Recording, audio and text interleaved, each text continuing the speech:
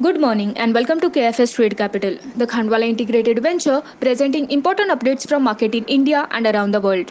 This is Asawari here from Advisory Desk. First, let's take a quick glance at global market. The US stock indices futures slipped on Sunday night following the Federal Reserve's emergency decision to cut interest rates nearly to zero and buy $700 billion in treasury and mortgage-backed securities in an effort to support financial market amid the global coronavirus pandemic. Stock indices futures opened sharply lower and fell on to daily 5% limit. Dow Jones Industrial Average futures were off by more than 1000 points, triggering the limit down level.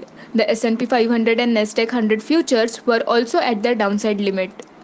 Stocks in Asia Pacific were mixed in Monday morning trade as US Federal Reserve reduced its benchmark index rate to zero and launched a massive quantitative easing program as an emergency to move on Sunday.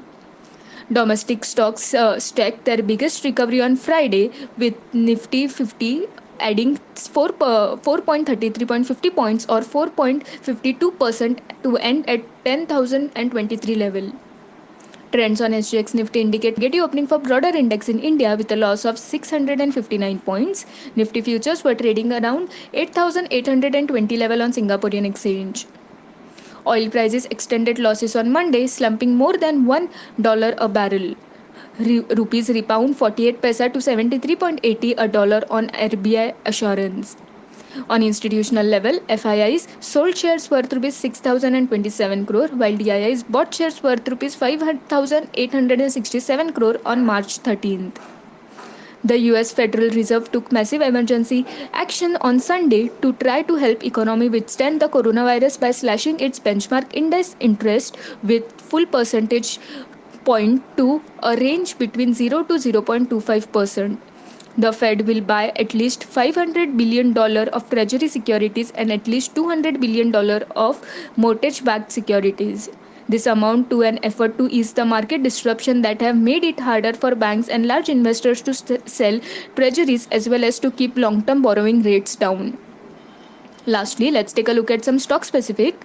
ICICI Bank, Axis Bank, Kotak Mahindra, HDFC, Bandhan, Federal and IDFC First Bank to invest rupees 3,950 crore in Yes Bank.